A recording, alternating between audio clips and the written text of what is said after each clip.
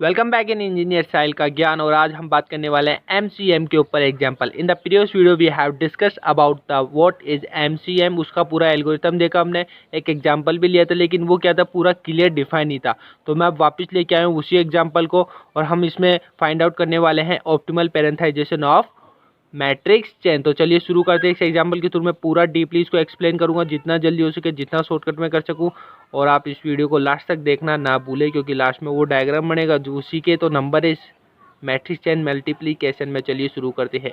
तो आपको ये वैल्यू दे रखी होगी, या फिर आप हम कह सकते हैं मैट्रिक्स चेन आपको दे रखी है। तो आपकी ये क्या है, P0 P1 P2 P3 P4 P5 and so ये वाली सारी वैल्यू गिवन है हमें। और हम अगर एल्गोरिथम का पहला स्टेप देखें तो जिसके अंदर अपन लेंथ निकालते हैं, यानी एन की वैल्यू निकालते हैं, तो लेंथ ऑफ पी बता दो मुझे। तो ये टोटल होगा 7, तो 7 - 1 इज इक्वल टू 6। तो एन की वैल्यू मुझे पता चल गई यहाँ पे 6। अब यहाँ पर हमें एस और एम दो मैट्रिक्स चेन के डायग्राम शो करने पड़ेंगे, जो कुछ इस प्रकार है।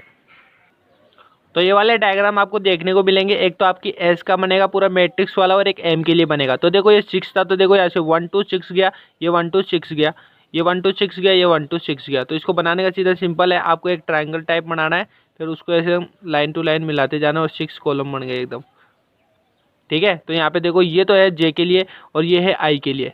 तो सपोज करो इसमें अपन वैल्यू लिखेंगे, तो ये क्या वैल्यू होगी बताओ। यहाँ पर आई की वैल्यू 1 और जे की वैल्यू 1, तो ये क्या हो गया S11। ठीक है। इसकी वैल्यू 2। ठीक है। सॉरी, ये सॉरी, ये आपका S11 हो गया। ये आपका 2 इधर से आ रहा है 2, तो ये हो गया आपका S22। इसी प्रकार S33, S44, S55, S66। ठीक है। इसी प्रकार अगर इसमें देखें तो M11, M22, M33, M44, M55, M66। याद रखना ये वाला आई है, ये वाला जे है। सपोज करो अब यहाँ से आपकी इसकी वैल्यू निकालनी है, तो ये क्या होगा 1 2, तो ये क्या होगा M12, ना कि 21। 21 नहीं होगा ये, क्योंकि आई की वैल्यू आगे होती, तो 1 2, तो M12 हो गया। इसी प्रकार देखो M13, M14, M15।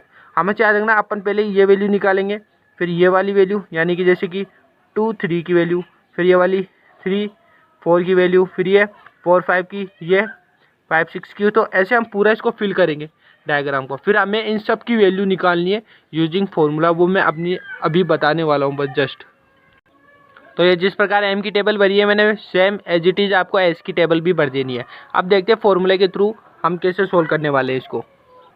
So as according to the algorithm हम जानते हैं कि I equal to J equal to M of I comma J equal to 0 होता है। यानी आई और जे की वैल्यू जहाँ जहाँ समान है, जैसे M11, M22 and so on M66 तक की सबकी वैल्यू इक्वल टू 0 होगी। यानी M11 equal to M22 equal to M33, M44, M55 and M66।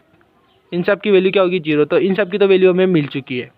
ठीक है। अब आगे आगे सोल्व करने के लिए एम आई जे का फॉर्मूला होता है, ध्यान से देखना। I less than equal to K less than equal to J and M I comma K plus M K plus 1 comma J plus P I -1 P J and P K. तो ये simple सा formula आपको याद रखना है।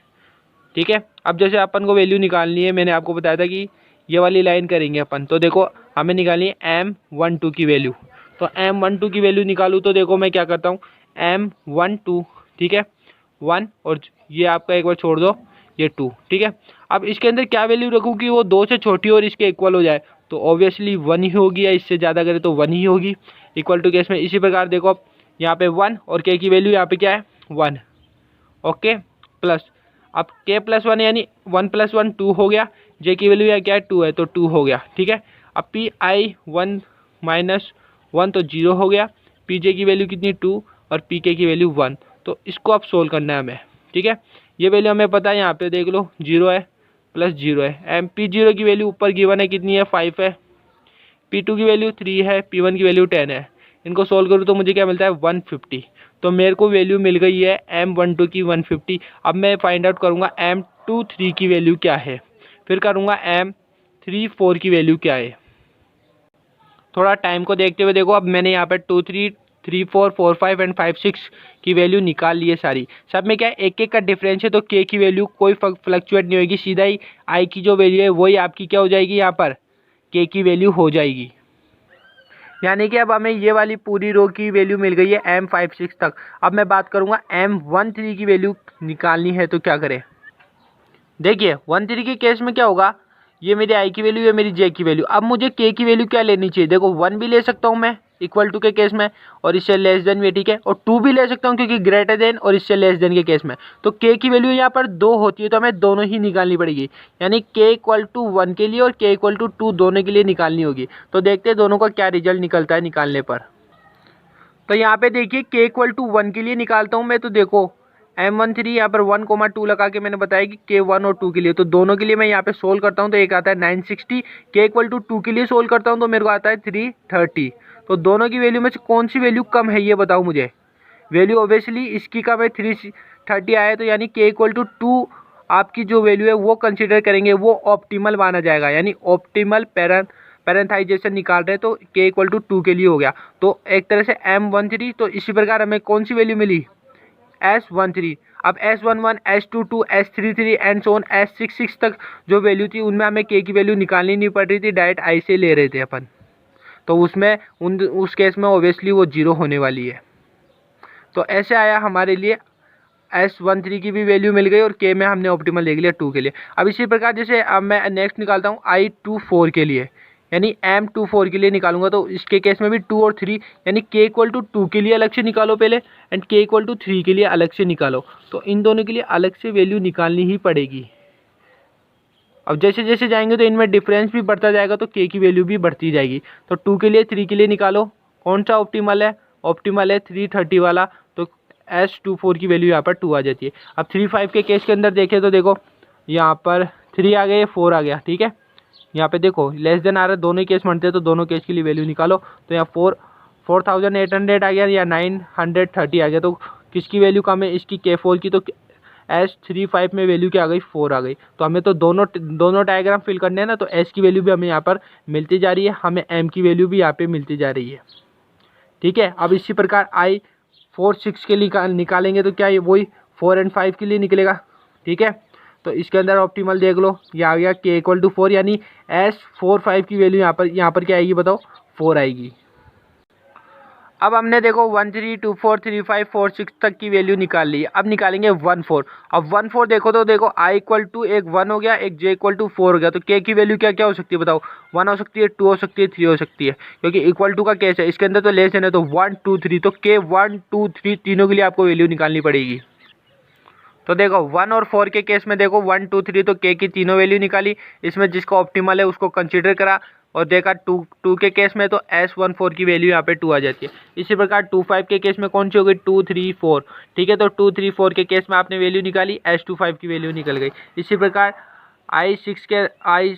I3 and J6 के case में निकालोगे तो ये वैल्यू मिल जाएगी। इसी प्रकार I1 और 5, अब नेक्स्ट वाला चल गया लूप, तो इसके अंदर देखो 1, 2, 3, 4, इस बार आपको 4 वैल्यू निकालनी पड़ेगी के की, फिर इसके अंदर देखना पड़ेगा कौन सा ऑप्टिमल है, तो ऑप्टिमल वाले को आपको कंसिडर करना है, यानी के इक्वल टू 2, यानी कि है ना S15 की वैल्यू हमें यहाँ क्या मिलती है, 2 मिलती है। आई बात समझ में। अब ये I2 और I6 के केस में निकाला, इसी प्रकार ये लास्ट वन आ गया I1 और I6, इसमें 1, 2, 3, 4, 5 यानी 5 के लिए निकालना पड़ेगा, के 1, 2, 3, 4, 5 के लिए आपको ये सारी वैल्यू निकालनी पड़ेगी, और जिसमें मिनिमम आता है उसको देखने कंसीडर करना होगा। इसमें S16 यानी 2 के लिए यहाँ पर के इक्वल टू 2 में सबसे मिनिमम है 2010, तो 2010 वाह क्या नंबर है। तो इस प्रकार से हम क्या करेंगे, मिनिमम भी निकालते जाएंगे, तो M के जितने मिनिमम वाले हैं और जो ऑप्टिमल सॉल्यूशन है वो मैंने यहाँ पे इस टेबल के अंदर लिख दिए है। यहाँ पे देखो S के केस के अंदर अपन ने जो K की वैल्यू निकली थी ऑप्टिमल की, वो सारी वैल्यू यहाँ पे फिलअप कर दिए। मैंने आपको बताया था यहाँ से इस प्रकार से सीक्वेंस चलना है आपको, ऐसे जैसे 1, 3, 2, 4, 3, 5, 4, 6, ठीक है, ऐसे आपको कंटिन्यू करके चलना है, ऐसे नहीं, ऐसे नहीं, हॉरिजॉन्टल चलना है आपको, ठीक है। तो ऐसे करके आप सारी वैल्यू निकालोगे, लास्ट में ये वैल्यू निकलेगी, ये मेन वैल्यू है आपका। लास्ट आंसर M का ये होगा 2010 आंसर आपका यहाँ पे देखने को मिलता है। देखो अगर आप एग्जाम में ये क्वेश्चन करने बैठोगे ना तो बहुत लंबा पड़ेगा, इससे अच्छा है इसको स्किप कर देना, आपका भी टाइम बचेगा और बेनिफिशियल होता है, क्योंकि कहीं ना कहीं एरर हो ही जाती है इसके अंदर, कैलकुलेशन के टाइम हो जाती है। मान लो आपने पैटर्न भी सही करा, सब कुछ बढ़िया करा, लेकिन क्या पता आपका लास्ट में आंसर ही नहीं आ रहा हो, तो बेटर होगा ना इसको अगर अपन स्किप कर दें। बाकी अगर आपके पढ़ाई के पर्पज़ से मैंने ये बता दिया, आपको कंप्लीट आ गया होगा समझ में। स्टिल कोई भी डाउट हो तो प्लीज़ कमेंट सेक्शन में बताना, मैं सॉल्व करने की पूरी कोशिश करूँगा। अब इजाज़त देता है Sahil Khan. Thank you so much for watching this video. बहुत जल्द मिलते हैं नेक्स्ट मोस्ट क्वेश्चन वाली वीडियो के साथ में। Thank you so much.